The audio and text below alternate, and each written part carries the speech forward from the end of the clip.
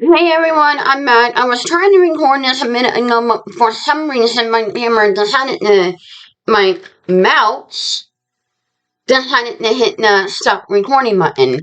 So I have to do the intro again and everything else again. But yeah, weird things have been happening lately. I have seen three figures, but I'm not sure if it's my imagination, my mind is playing tricks on me, or it's a reflection, or something actually happened. Because I saw one in here, saw one out in the living room, and around the corner over that way. It is not my Chucky doll, because it was slower than Chucky. And yes, you heard me right, I have a Chucky doll, but my friend is getting another one, so she gave me the one she had for Christmas. Plus, I also got this. And yes, I'm a Chucky fan. I'm actually in the middle of Child's Play 3, but I needed to stop it because we were doing something. But, anyway, without further ado, let's get this started. And orbs have been flying everywhere today when I was doing my makeup. And I can't tell if it's dust. It's definitely not bugs, because I would either see or hear them. Or actual orbs.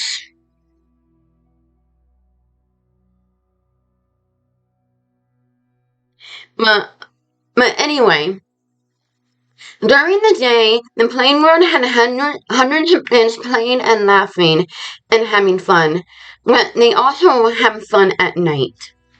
Adjoining Huntsville's historic Hill Cemetery is a playground that's like many others, featuring modern swing sets and climbing appliances. But the playground isn't like many others. Passers-by often say they can see swings moving on their own, and as well as orbs and spectral figures. The playground is surrounded by limestone that formed caves in the area, giving it a shadowy appearance and lends itself to the spooky legend. The proximity of the historic cemetery doesn't hurt either. The local teens call it the Dead Children's Playground. The markable name for a place still used by families. If I was a mother, I would not bring my child there. I'll probably go there at night to investigate, but I would not bring them there. Well, how did the innocent plate get a gruesome name? But according to legend, many children who died in Huntsville during the 1918 Spanish flu pandemic are buried in the Maple Hill plots adjoining the playground. The spirits of those children, some say, come out after dark and play, as they may have in light. It is true, many children and adults died during the worldwide pandemic, which killed an estimated 50 million people worldwide and hit Huntsville pretty hard. Particularly hard. Hospital beds were filled, and doctors were working long shifts in hopes of easing some of the patients' pain. Many patients were treated at home, with large quarantine signs on the door, and practice with the result of disease spreading throughout the entire family. Bodies were often stacked on wagons and hauled to morgues by horses, trying to try to prevent the spreading of the disease. Parents cautioned children to leave their windows closed. The same song rhyme was a reminder. I had a bird. Its name was Esna. I opened the window and in flew Esna. According to Alabama Department of Public Health, the deadly flu arrived in Alabama by the way of Huntsville on the 25th of September in 1918. Within 10 days, it had spread to the general population. The Alabama DSP quoted an October 5th article from Birmingham News reporting cases of Spanish influenza to more than 1,100 in Huntsville. According to Dr. C.A. Grote, health officer of Madison County, there has been an additional 300 cases and 7 deaths in the past 24 hours. On October 7th, the governor of Alabama ordered closure of public places statewide, including stores, schools, and churches.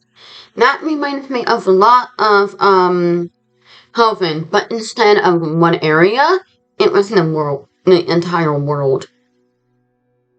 By October 13th, the Birmingham News was reporting that only local pharmacists and local doctors remain uninfected. A desperate situation exists in Huntsville growing out of the Spanish flu epidemic. All druggist, physicians, and prescription clerks, except one, has been struck with the disease. And a distressing appeal reached Montgomery last night in telegrams for imminent help for the stricken city. Although there is no official count of the number of children who died in Huntsville during the pandemic, or how many were buried in Maple Hill, the number must have been in the hundreds. According to eyewitnesses, believed in the hours of 10 and 3 a.m., the spirits of the children who lost their lives due to the pandemic are said to use the playground for their own fun. Images and videos have been captured of swings swinging by themselves and light orbs using the slide. Ghost hunters of varying credentials have returned on several occasions to measure the electromagnetic fields. On occasion have they left disappointed. What has been the name my locals as the Dead Children's Playground is met up spots for young people and ghost hunters alike. There have been reports of hearing children play and talking to one another, swings moving on their own, and ghostly figures floating by.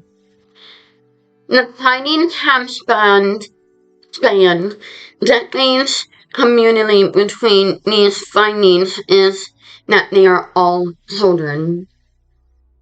Although the many spectators believe that these are the spirits of the children affected by the pandemic of 1918, others discuss the possibility of child ghosts coming from something much darker. According to local tale, there were a series of disappearances in the 1960s, along with which were children, and not many said were to be found. With a suspect serial killer in the neighborhood, it did not come to a shock as a friendly walker who happened to stumble across a child's skull in the park. Allegedly, several small corpse skeletons were found beneath Drost Park.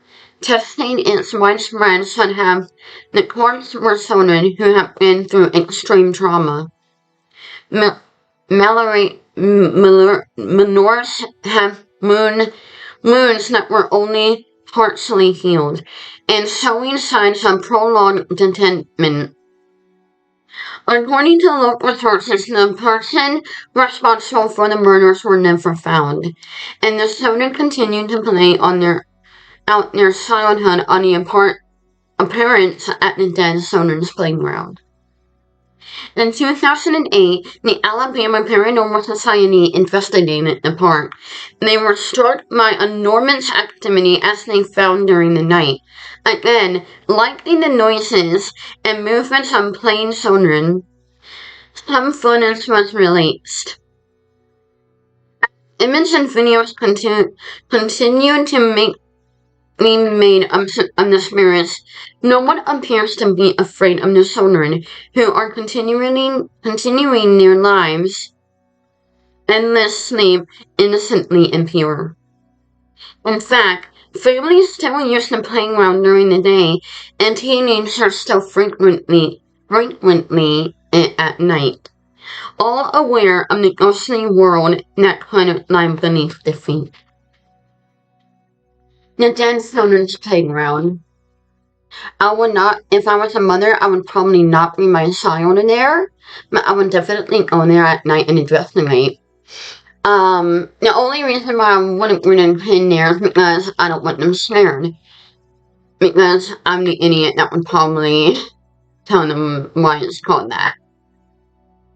Did anyone just see that orb? Please tell me it was dust or I'm going crazy. Anyway, thank you for watching my channel and videos.